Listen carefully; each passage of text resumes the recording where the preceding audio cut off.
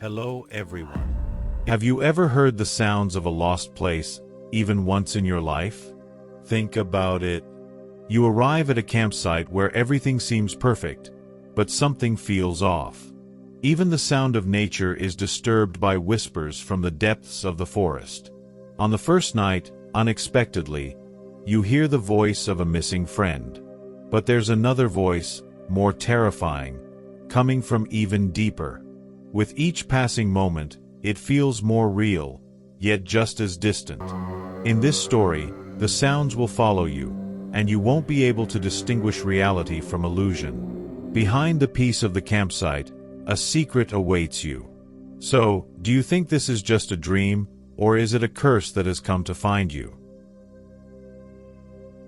A group of friends arrives at the campsite to set up for their trip.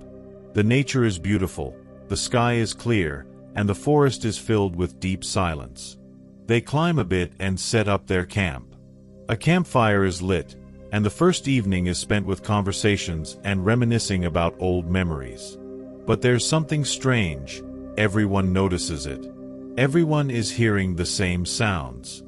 The sounds vary, sometimes loud and clear, other times faint and distant, like whispers. At first, no one pays much attention, but as time passes, the sounds become more frequent and more distinct. The first night. One of the group members, Sarah, has a strange dream on the first night. In her dream, a lost group of people settles in an abandoned campsite in the forest, and she remembers hearing the voices of each of the missing people. When she wakes up, she hears a voice in the early morning. "You will become like us." The group starts discussing the event the next morning. Ethan and Mark claim that the sounds are just some kind of psychological game. However, Lily feels that the sounds are genuinely coming from outside and that something is approaching them in the silence of the forest, watching them. The second day. One of the group members, Mark, goes missing in the depths of the forest. At that moment, the group splits into two. One group goes to search for the missing Mark, while the other stays behind to guard the campsite. The missing person is never found, but strangely, when the search party returns, each member has heard a different voice. For a moment, everyone looks at each other, unsure, and no one can truly recognize anyone else. Did we lose the same person, or did each of us lose a different version of them? Isn't it really strange? Night approaches.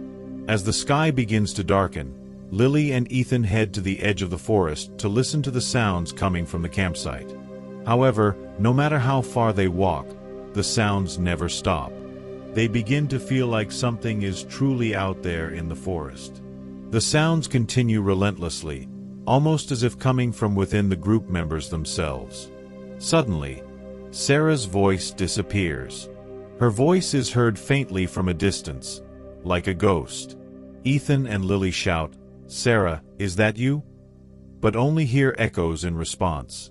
At that moment, the group starts running back through the darkness of the forest, but when they return to the campsite, they realize that everything has changed.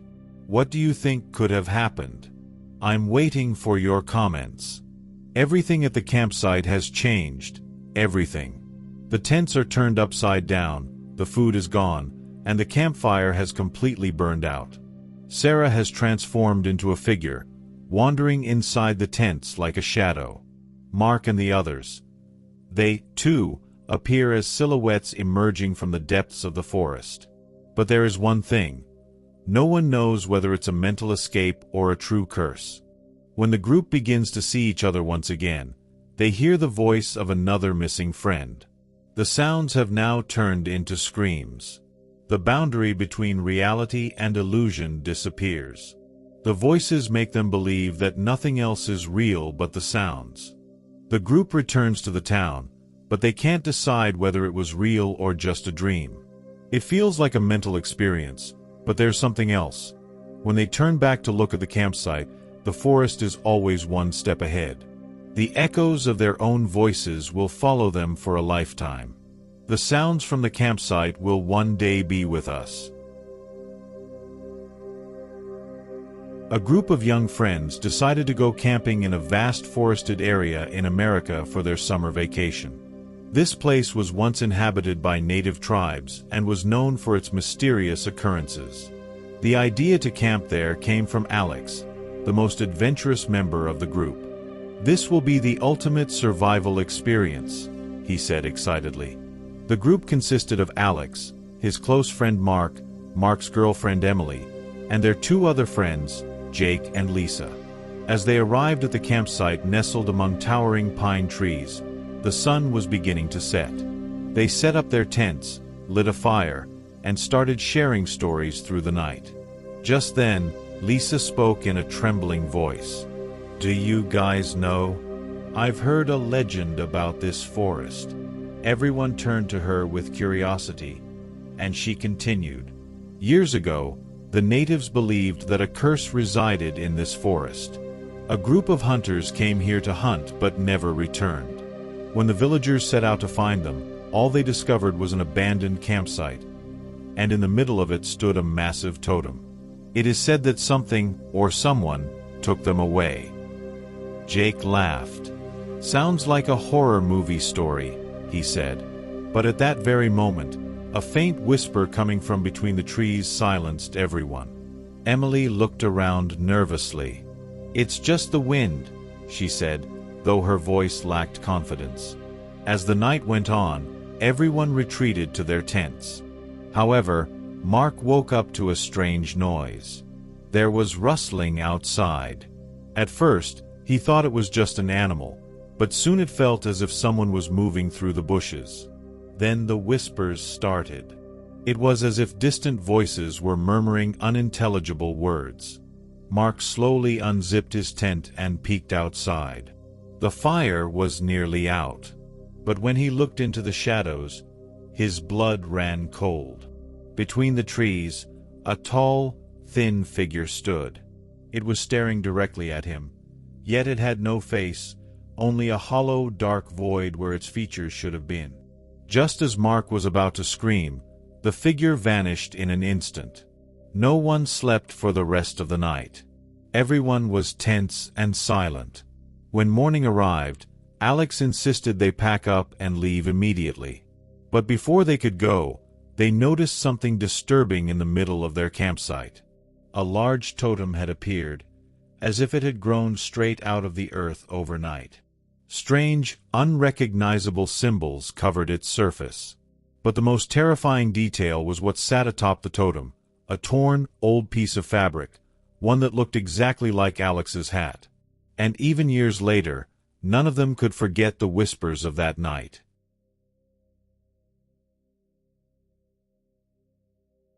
Five university students decide to spend their vacation in nature, choosing an isolated camping site that doesn't even appear on maps. It is a place lost deep within an ancient forest, untouched by anyone. However, no one knows why it was abandoned. Before they set off, an old man from the town warns them. Don't bother looking for that campsite on a map. It is a place, yet at the same time, it is nowhere. Those who go there never return. The young people ignore the old man's stories, dismissing them as nothing more than the superstitions of an elderly man. But it was far from just a superstition. When they arrive at the campsite, the atmosphere is much quieter than they expected. Not even the birds are singing, and there isn't a whisper of wind.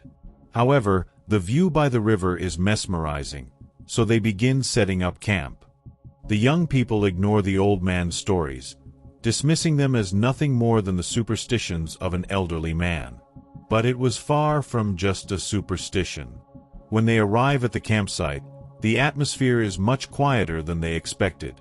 Not even the birds are singing, and there isn't a whisper of wind.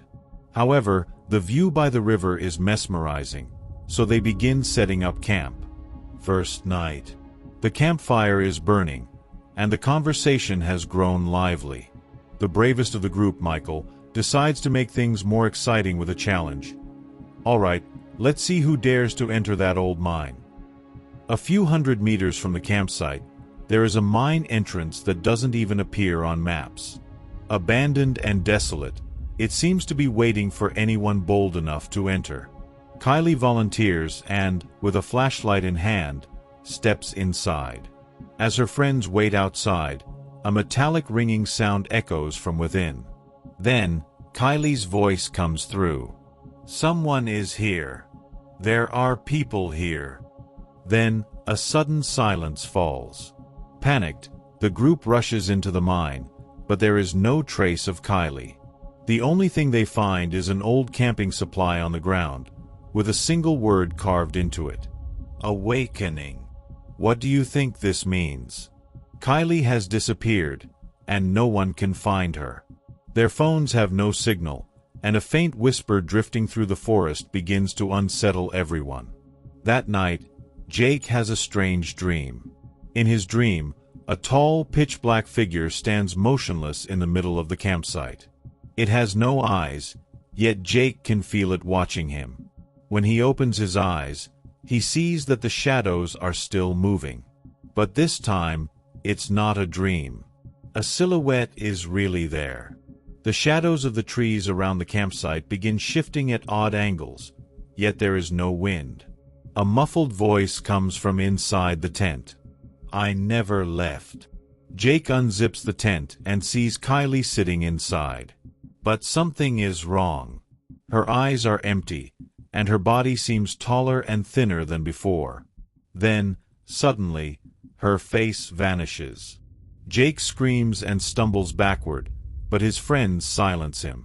Because at that moment, they still believe Kylie is missing. But Jake knows what he just saw.